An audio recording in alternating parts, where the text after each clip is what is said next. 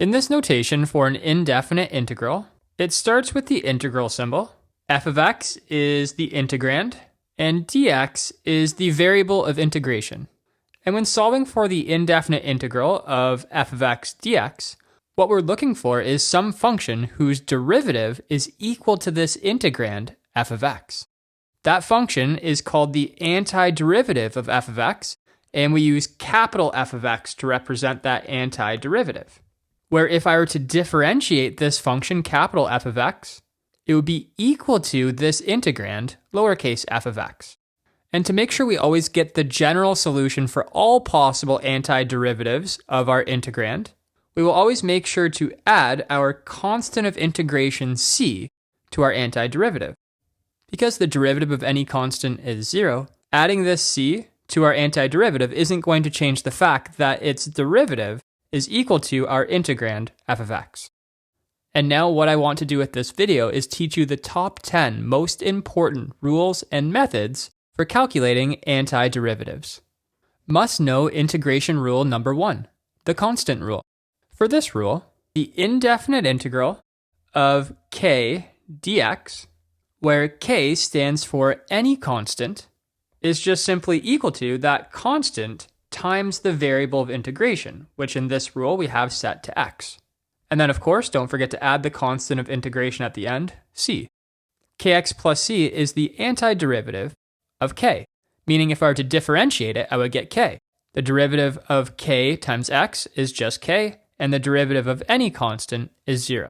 And now let's see how this rule works. In the first example, we need to find the integral of 5 dx. Since the integrand is just a constant, I know that it's going to be equal to that constant times the variable of integration, which is x. And then don't forget to add the constant of integration, c, at the end. No matter what constant we subbed here, the derivative of 5x plus that constant would be 5. And let's do one more example just so you can see how easy this rule actually is. In example 2, I want the integral of e dz. Well, e is Euler's number. It's that irrational number that's about 2.72. We can treat it like any other constant, meaning its antiderivative, I would keep that constant e, and then multiply it by the variable of integration, which in this case is z, which makes ez the antiderivative of e. And then of course, add the constant of integration c at the end. Must know integration rule number 2, the power rule of integration. Before showing you this rule, let me remind you about the power rule of differentiation. When finding the derivative of x to the power of n, remember that's equal to n times x to the power of n minus 1. Notice the exponent on the power becomes the coefficient, and then the exponent is reduced by 1. Now when we do integration, we're finding an antiderivative. So the opposite is going to be happening. We have to kind of undo what happens when we differentiate. That's why the integration rule states that if we're finding the integral of x to the power of n dx, that's equal to, well, I need to find a function whose derivative is x to the power of n. And when we differentiate, the exponent goes down by 1. So the antiderivative must have an exponent that is 1 more than n. So it must be x to the power of n plus 1.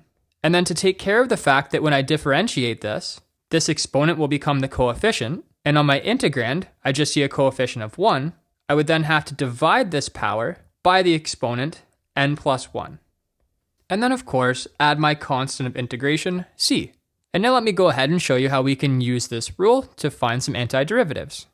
In the first example, I want the indefinite integral of x to the 4 dx. Using my power rule of integration, I know that I can keep the base of the power x.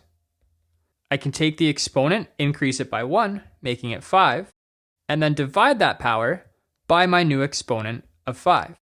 And then add the constant of integration, c. And then this is the antiderivative of x to the 4, because if I were to differentiate it, by bringing the exponent down as the coefficient, it'll cancel with my denominator, and then reducing the exponent by 1, notice I get x to the power of 4. And then in example 2, finding the antiderivative of 1 over x squared, in order to be able to use this rule, I'm going to have to rewrite this 1 over x squared. I can rewrite that integrand as x to the power of negative 2. And then following my rule, to get the antiderivative, I keep the base of the power, I increase the exponent by 1, Negative 2 plus 1 is negative 1. And then I divide this by my new exponent, negative 1. And then add the constant of integration. And then this term could be simplified, giving me negative x to the power of negative 1 plus c. But then also when you have a power with a negative exponent, you should write its reciprocal with a positive exponent. So I'll change it to negative 1 over x to the power of positive 1 plus c. Must know integration rule number 3, the constant multiple rule. Let me start by reminding you about the derivative rule for if you're differentiating a constant times a function. That would be equal to that constant k multiplied by the derivative of the function f of x. So in differentiating, you're allowed to take the constant and move it out front of the derivative. And for that reason, you'll find the same type of rule when finding the indefinite integral of a constant multiple times a function. The rule states, when finding the indefinite integral of some constant k times f of x dx, it's equal to that constant k multiplied by the integral of f of x dx. And for this rule, I think one simple example will show you how this works. The example says find the indefinite integral of 5x squared dx. So we just need the antiderivative of 5x squared. The constant multiple rule says that I'm allowed to take this constant 5 and move it in front of the integral symbol. So this would equal 5 multiplied by the integral of x squared dx. And then finding the integral of x squared dx, we can use the power rule of integration. The power rule says you can keep the base x, increase the exponent by 1 making it 3, and then divide by that new exponent 3, plus c. And this is the antiderivative of 5x squared because if we differentiate it, we get 5x squared. Must know integration rule number 4, the sum and difference rule. Just like when differentiating a sum or difference of functions, it's equal to the sum or difference of the derivatives of those functions. The same rule applies for integrals. The rule states that when finding the integral of a sum or difference of functions, we'll say of function f of x plus or minus g of x dx, that's equal to the sum or difference of the integrals of each of those functions. So it would be equal to the integral of f of x dx plus or minus the integral of g of x dx. And let me show you with a quick example how this works. The integral of x cubed plus 3x squared dx, I need to find the antiderivative of this sum of those two functions. And I could calculate that just by finding the integral of the first function, x cubed dx, plus the integral of the second function, 3x squared dx. So separately, I'll find the antiderivatives of each of those functions. Starting with the integral of x cubed dx, using my power rule, I know that would be equal to x to the power of 4 over 4, plus, when finding the integral of 3x squared dx, I can take this constant 3 and move it in front of my integral. So plus 3 multiplied by just the integral of x squared dx, which would be x cubed over 3. And then notice I didn't add the constant of integration after doing my first indefinite integral. When doing a sum of two different integrals, you just have to add the constant of integration plus c once at the end. And also you can cancel these factors of 3. Now that I've shown you a bunch of the basic rules of integration, let's get into our first main method of integration. The method is called U-substitution. In this rule, if we want the integral of some composite function f of g of x multiplied by g prime of x dx, we're actually able to use a substitution method to rewrite this integrand in a way that we're able to find its antiderivative. Often that's the main thing we do when calculating integrals, is we try and manipulate the integrand into a format that we feel comfortable finding the antiderivative of it. So if you notice that in your integrand, you see that part of it is the derivative of another part of it.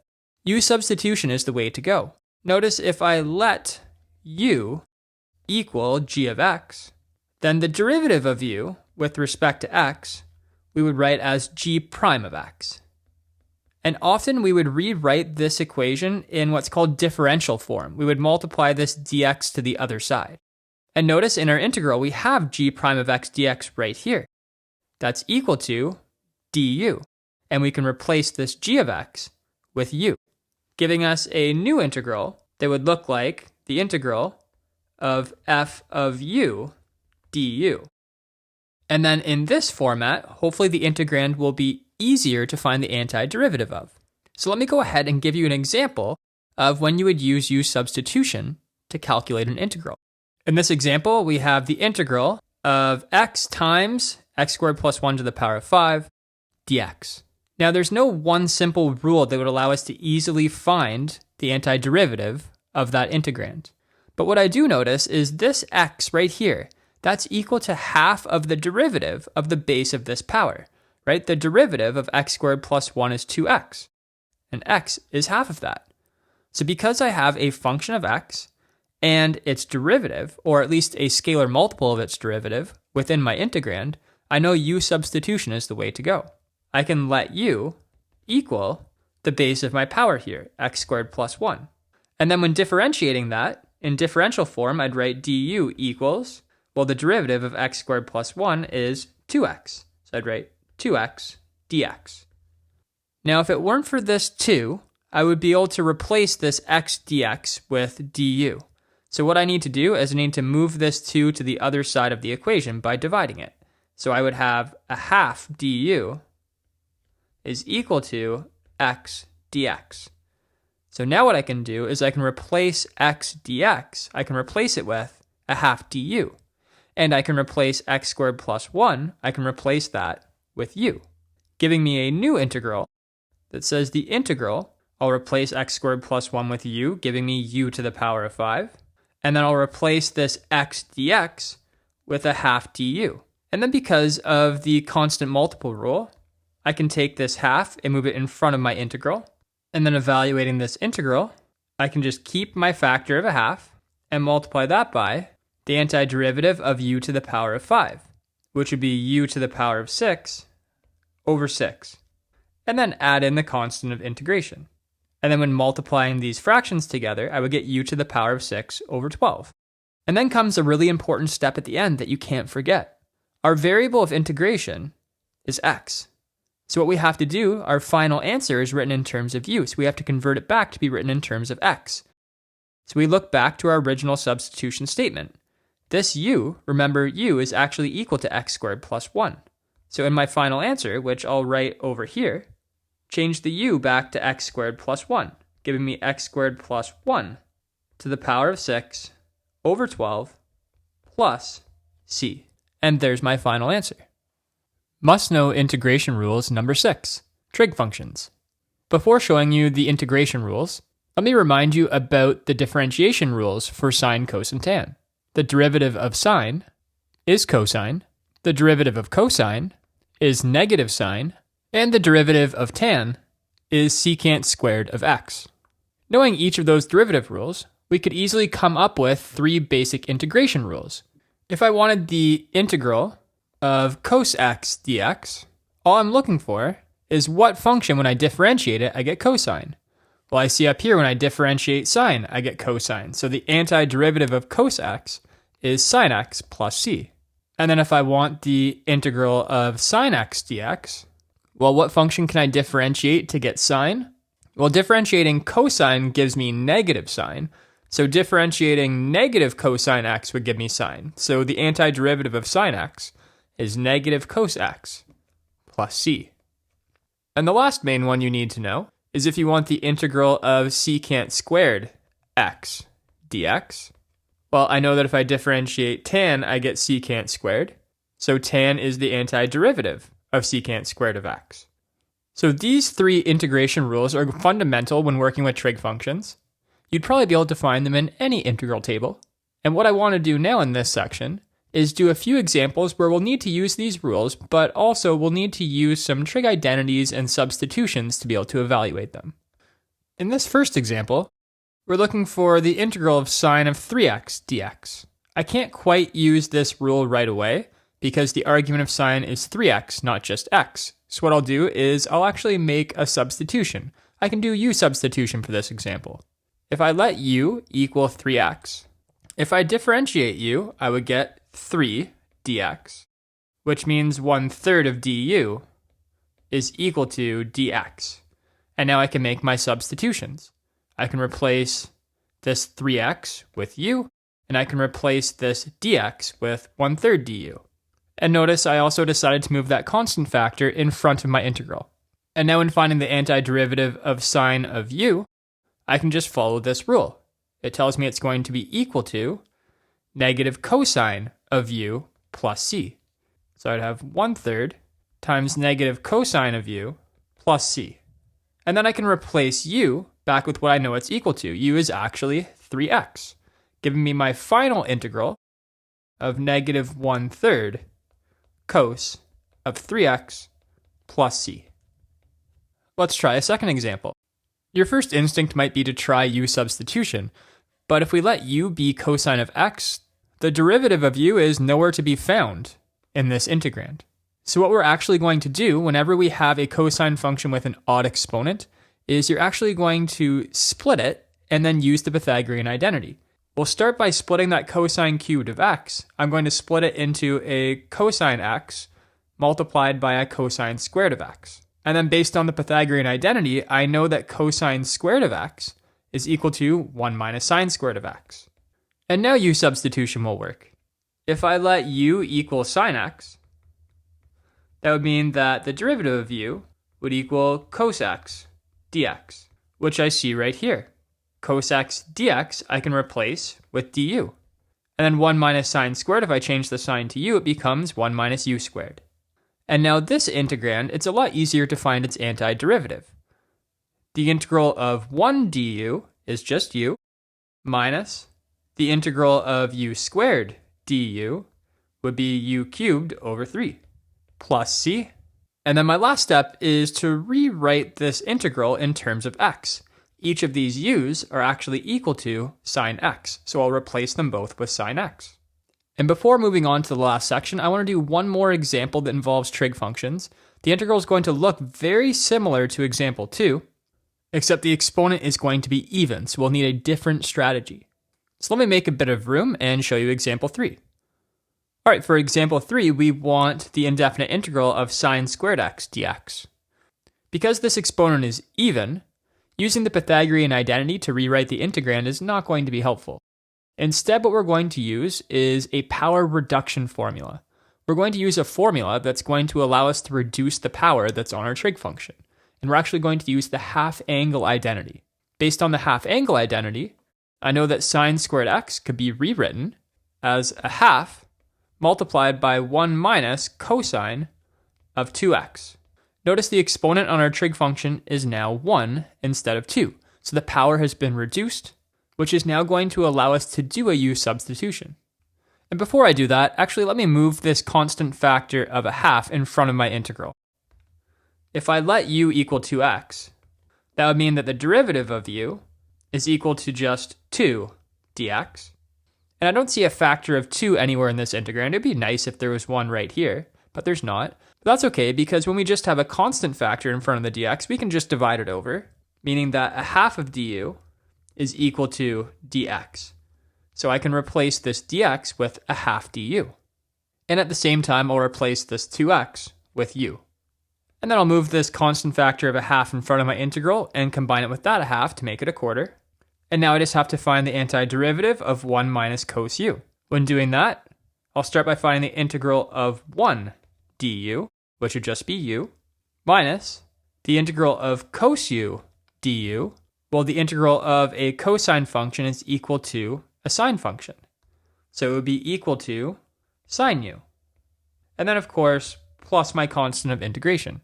Then let me make a bit of room, and all I have left to do now is change these u's back equal to 2x. And then, if we wanted to, we could distribute this 1/4 to both of those terms, leaving this as the final answer to our integral. And if you wanted to, you could check it. You could differentiate this and make sure it equals the integrand that we started with, sine squared x. Must-know integration rules number 7. Let's go over some exponential rules that involve exponential functions, log functions, and rational functions. The first rule I want to show you is the integral of e to the power of x dx. Well, because when you differentiate e to the x, you get e to the x. That would mean that the integral of e to the x dx is just e to the x plus c.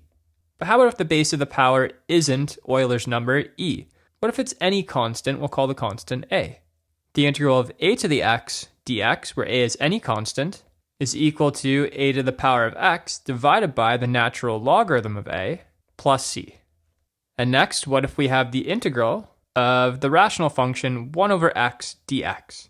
The antiderivative of 1 over x is actually the natural logarithm of the absolute value of x plus c. And now there are actually lots of integration rules you would find in an integral table that involve different rational functions. Let me show you one other really common one you'll come across a lot. What if we want the integral of 1 over 1 plus x squared dx? You'll need to be able to recognize that as being arctan or inverse tan of x plus c. And now there are tons of different integral rules for different types of rational functions, but these are two that you should immediately be able to recognize, so I wanted to show you those here in this section. And I do want to do one example in this section where we find the indefinite integral of a rational function. Notice I want the integral of 1 over 3x plus 1 dx. Because I have a linear function in the denominator, I should be able to use this rule after doing a U-substitution. If I let u equal that linear function 3x plus 1, that would mean that du equals 3 dx. And then isolating dx, I would have a third du equals dx. Making my substitutions, I'll change 3x plus 1 to u, and I'll change my dx to 1/3 du. And now you can probably see why doing this u substitution has made this integrand a lot easier to find the antiderivative of. When doing the integral of 1 over u du, I can just use this rule that I wrote up top right here. I know that it would be equal to the natural logarithm of the absolute value of u. And then I can replace u with what I know it's equal to. It's equal to 3x plus 1. So I'll change that u back to 3x plus 1. So here's my final answer for the antiderivative of 1 over 3x plus 1. And there's actually a general rule for finding the integral of 1 over any linear function. If you're finding the integral of 1 over any linear function, we'll call it ax plus b, where a and b stand for any real numbers. Its integral is just equal to 1 over whatever the a value is, right? Whatever the leading coefficient is, multiplied by the natural logarithm of the absolute value of the linear function. And we could have used this exact rule and gotten the same answer that we got here using a U substitution. Must know integration method number 8, integration by parts. Up until now, we've covered a bunch of different integration rules, some strategies, and the method of U substitution. Here's the next main method, integration by parts. Let me start by showing you the rule for integration by parts. It says that the integral of u dv is equal to u times v minus the integral of v du. And what this rule allows us to do is to be able to change the integrand into something that might be easier to find the antiderivative of. Let me show you exactly how it works and how you're going to recognize when you're going to be able to use it. In example 1, I want the integral of x sine x dx. Normally, when we have a product of functions of x, you would try U substitution. But for U substitution to work, we need one of those functions of x to be equal to the derivative of the other one. Well, the derivative of x is 1, and the derivative of sine x is cos x. So U substitution is not going to work. So what we'll do instead is this new method called integration by parts. When doing integration by parts, I want to look at my two functions of x and start by deciding which one of them is going to be my function u. Now notice in this formula, whatever I choose to be u, later on in the formula, I will need du. So I'll need to be able to differentiate u, and I want the derivative of u to be very simple. So when I'm choosing between x and sine x, for which one is going to be my u function, I want to choose the one where when I differentiate the function, it gets simpler. But when I differentiate x, it gets simpler. It goes to 1. But when I differentiate sine x, it stays at about the same complexity. It becomes cos x. So I'll let my u be equal to x. And if I differentiate u, du would equal just 1 dx. Now that I've chosen u, everything that remains So the sine x dx must be my dv. And this is just a differential notation that tells me the derivative of v is equal to sine x, which means function v would be equal to whatever the antiderivative of sine x is. And the antiderivative of sine x is negative cos x. So notice what I did is I chose a function for u, and then I differentiated it to find what du is equal to, and then I chose what dv was equal to, and then I integrated it to find what v was equal to. And now I have everything I need to be able to use this formula. This integral of u dv I know is equal to u times v, so x times negative cos x, which I would write as negative x cos x, minus the integral of v du. So that's the integral of v, which is negative cos x, and then du, which I know is equal to just dx. So notice now the only integral I need to calculate is right here. And this integrand, not only does its variable match the variable of integration, but it's also a lot easier to find the antiderivative of than our original integrand. So I can go ahead and finish off this integral. I'll leave the negative x cos x. I could take this minus, move it out front, with that minus making it plus, and then the integral of cos x dx. Well, what function can I differentiate to get cosine? Well, that's sine. And there we have our final antiderivative. What people find most complicated with integration by parts is often choosing what function's going to be u and what function's going to be dv. Like I tried to explain to you while we did the example, when choosing u, you want to choose the function that when you differentiate it, the derivative is simpler than the original function. Notice 1 is simpler than x. And then another thing to think about is the function that we choose for dv, because we're going to have to integrate it, we want to choose a function that when we find the integral of it, it doesn't get any more complicated. The integral of sine x was negative cos x. That's not any more complicated. But if I chose dv to be x dx, its integral would be x squared over 2, which is a higher degree function. It's more complicated. And when we do our integration, we don't want it to get any more complicated. And if all else fails, there is a nice acronym that can help you choose what your function u is going to be. It's called the Lie method. It tells you what type of function to give priority to when choosing a function to be u. Highest priority are log functions, then inverse functions, then algebraic functions, which in this context really just means polynomial functions, then trig functions, and lastly, exponential functions. So because we have two functions here, a polynomial function and a trig function, because the polynomial function is higher on the list, that's the one we would choose to be u. And now let me erase this example and let's try one more. Once again, I'm finding the integral of a product of functions of x, dx, where the derivatives of neither of those functions relate to the other. So in this scenario, we'll use again integration by parts. I just have to pick which one of these functions, the x squared or the e to the x, is going to be u. Well, which one gets simpler when we differentiate it? When I differentiate e to the x, it stays the same. It's still e to the x. But when I differentiate x squared, it becomes 2x, a lower degree function, which is simpler. And also checking the Lie method, x squared is a algebraic function, whereas e to the x is an exponential function. Algebraic is higher on the list, so I will choose that, the x squared, to be my u. And when I differentiate it, du equals 2x dx, which means that what's remaining, e to the x dx, is my dv.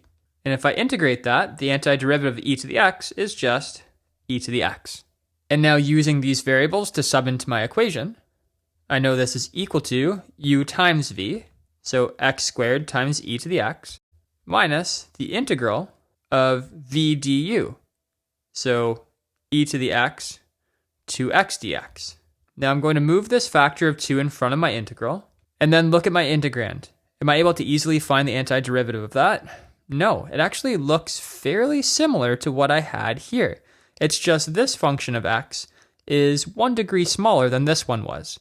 So if I apply this rule, integration by parts again, it should reduce this power by 1 again, making the integrand even simpler. So when we do integration by parts, we often have to do it multiple times within the same question.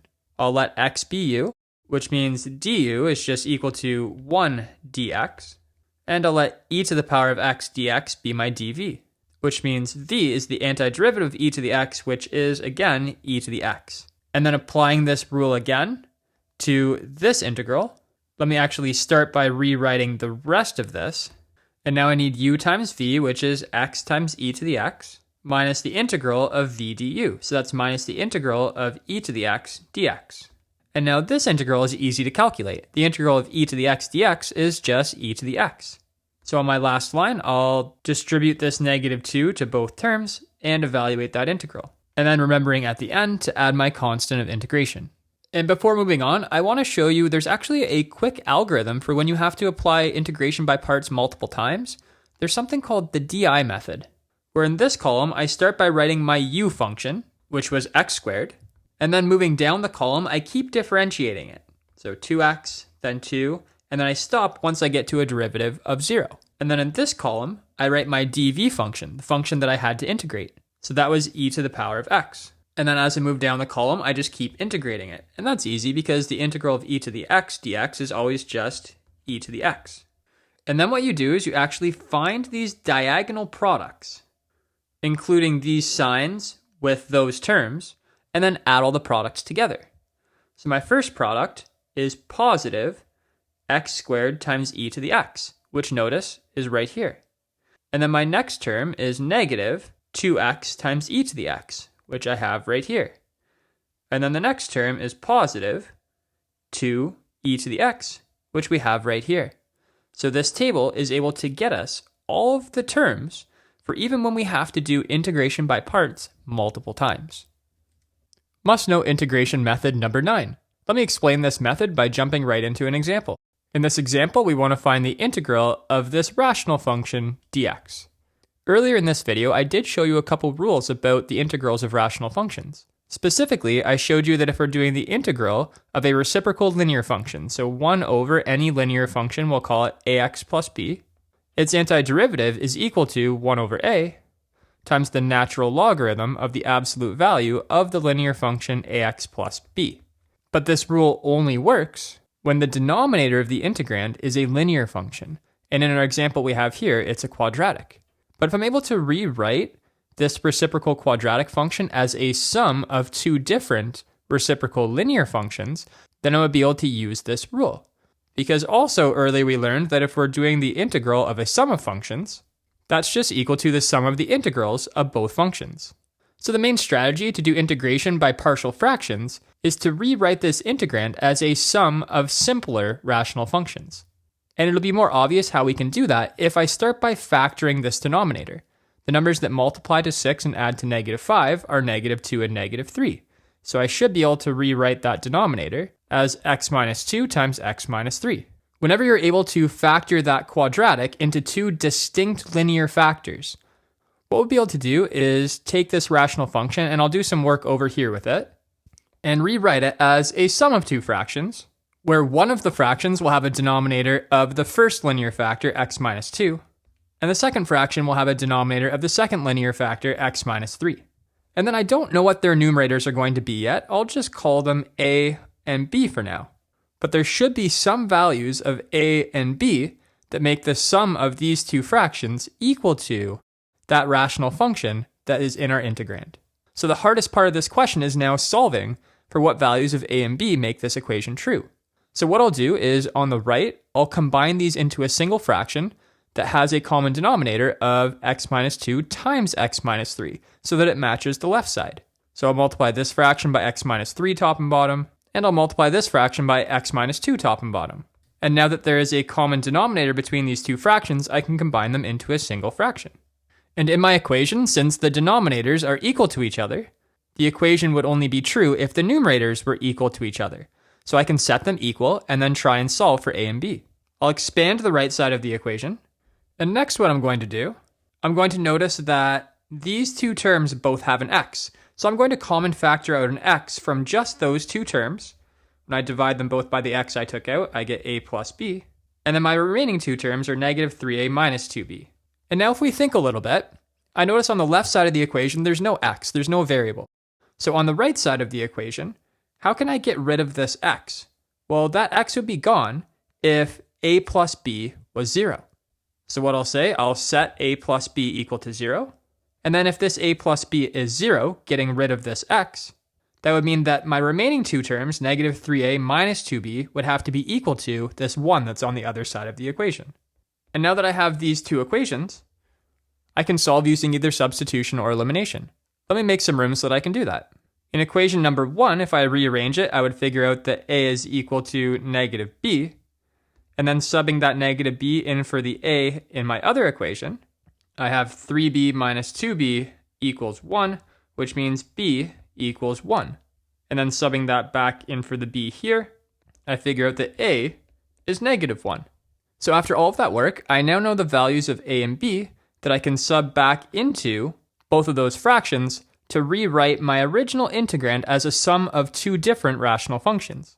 I can go back to my original question and I can write it as the sum of negative 1 over x minus 2 plus 1 over x minus 3. And to find the integral of a sum of functions, I just find the integral of each of these functions. And I should also take this factor of negative 1 and put it in front of my first integral. And then because both of these linear factors in the denominators both have leading coefficients of 1, their antiderivatives are quite easy. I'll leave the negative 1, but then the antiderivative of 1 over x minus 2 is just the natural logarithm of the absolute value of x minus 2, plus the antiderivative of 1 over x minus 3 is just the natural logarithm of the absolute value of x minus 3. And then put my plus c at the end. And then let me make a little bit of room, because I can combine these two logarithmic expressions. If I change the order of these two terms, you'll see that I can use the quotient rule, where when subtracting two logs with the same base, you can write it as a single logarithm, but then divide their arguments. So it becomes the natural logarithm of the absolute value of x minus 3 over x minus 2 plus c. And there we have the final answer. So this is the general method for any integration by parts. You want to take your original integrand, which is a rational function, and write it as a sum of at least two different simpler rational functions that are easier to find the antiderivative of. Now, your rational function isn't always a quadratic in the denominator that factors nicely into two distinct linear factors. Sometimes there's repeated linear factors or an irreducible quadratic factor, and there are different rules you can follow for how to split the fraction into simpler rational functions. But the idea stays the same. But one more thing I do want to show you before moving on to the last section of this video is what you would do if, let's say this quadratic that we have here, let's say it wasn't factorable. Let me erase all of this and show you an alternate method for how we could have found this integral. We could have done a method called integrating by completing the square. Let's say we were doing the same example, but we didn't like all the work of splitting this integrand into partial fractions. Or let's say the quadratic in the denominator, let's say it wasn't factorable. Instead, what we would have to do is use one of the two following rules. Notice in each of these rules, if I can rewrite the denominator as either a difference of squares or sum of squares, I can follow these integral rules to rewrite the antiderivatives in those formats. And in this example, by completing the square, I'll be able to rewrite this as a difference of squares. So I'll use this rule, which I'll shrink and move to the bottom of the screen, and then I'll get rid of this rule since we don't need it for this question. So the main thing we have to do is rewrite this as a difference of squares, which I can do if I complete the square. I'll do that off to the side. I'd put the first two terms in brackets, and then in the brackets I would add and subtract half of 5 squared, which is 25 over 4. And then factoring that quadratic, it would factor nicely to x minus 5 over 2 squared. And then collecting my constant terms together, I would get negative a quarter, which I could just write as minus a half squared. So notice now, I have a difference of 2 squares. So I should be able to follow my integral rule. Let me start by rewriting the denominator of my integrand in this format. I can think of x minus 5 over 2 as being my x, and this a half as being my a. And then following the rule, I know this would equal 1 over 2 times a, so 2 times a half, multiplied by the natural logarithm of the absolute value of my x minus my a, so x minus 5 over 2 minus 1 over 2 would be x minus 6 over 2, which is x minus 3, over x plus a, which is x minus 5 over 2 plus 1 over 2, which would be x minus 4 over 2, which is x minus 2.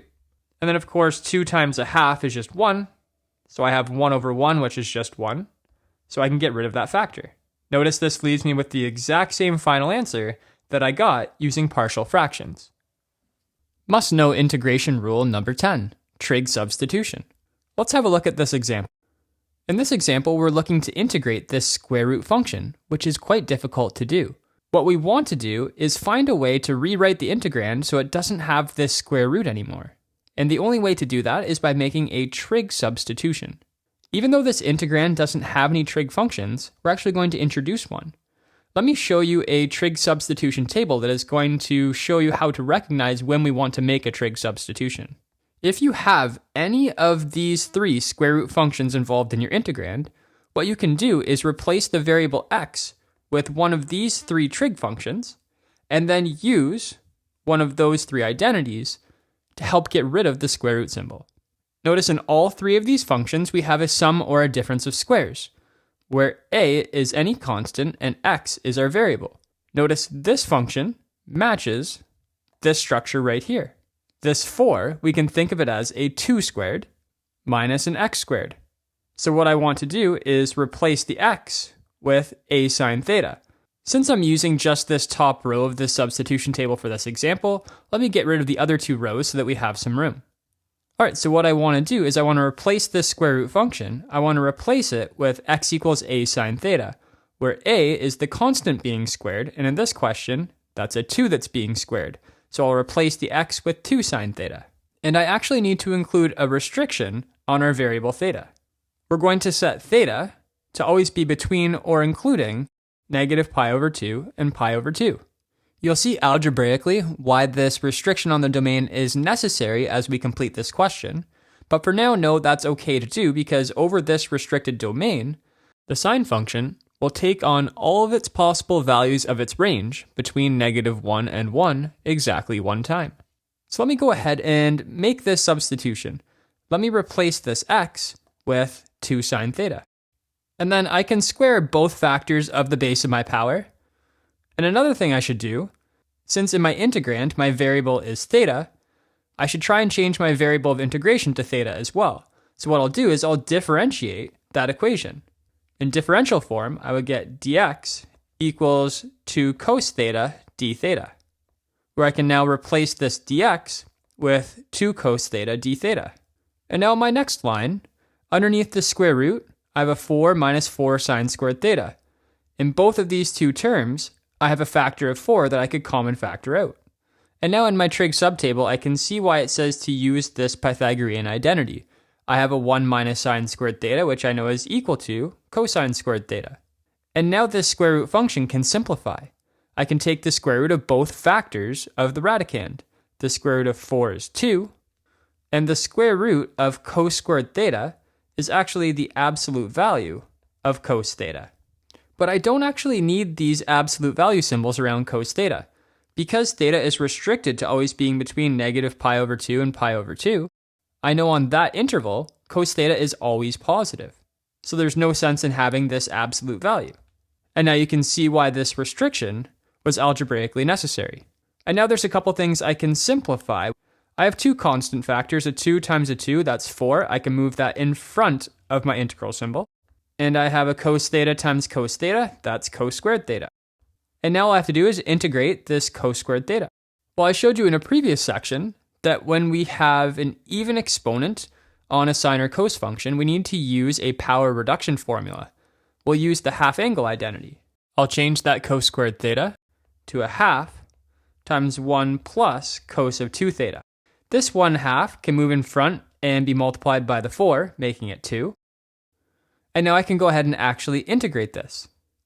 What I'll do first, I'll keep my factor of 2, and then I'll find the integral of 1 d theta, that would just be theta, plus the integral of cos 2 theta d theta would be equal to a half sine of 2 theta. Now that it's been integrated, the only issue that's left is that it's written in terms of theta. But our original integral, our variable of integration was x, so I have to convert them back to x. There's two things I'm going to have to do to be able to do that. Firstly, let me start by rewriting this up here, but I'm going to change this sine 2 theta using the double angle identity. I'll change it to 2 sine theta cos theta. And then I can also distribute this 2 to both terms. And then I can try and replace this theta and these functions that involve theta with expressions involving only the variable x. So if I look back up to my original substitution, I see that x equals 2 sine theta. If I rearrange this to isolate sine theta, I would see that sine theta is equal to x over 2. So I can replace this sine theta with x over 2. But what am I going to replace cosine theta with? Well, remember, we can interpret this equation geometrically. If I draw a right angle triangle and put theta as one of my acute angles, I know that sine of theta is equal to the opposite side of the triangle divided by the hypotenuse. So in my right triangle, I can label x the side opposite from my reference angle, and the hypotenuse I can label 2. And then the other side of this triangle, I could use Pythagorean theorem to solve for it, and I would figure out that the length of that side is equal to the square root of 4 minus x squared. Now hopefully seeing that this side length exactly matches the function that was in our original integral makes this all come full circle, so you see why this trig substitution is actually helpful in this question. And then using this triangle, I would see that cosine of the reference angle would equal its adjacent side divided by the hypotenuse. Now that I have expressions for both sine of theta and cosine of theta, I can replace both of those. All I have left to replace is my theta. And I think using this equation would be simplest. If sine of theta is x over 2, then I know theta would just equal inverse sine or arc sine of x over 2. So now let me make all three of these substitutions into this equation. And one last thing I could simplify, I could cancel out those factors of 2. And there's my final answer to my original integral.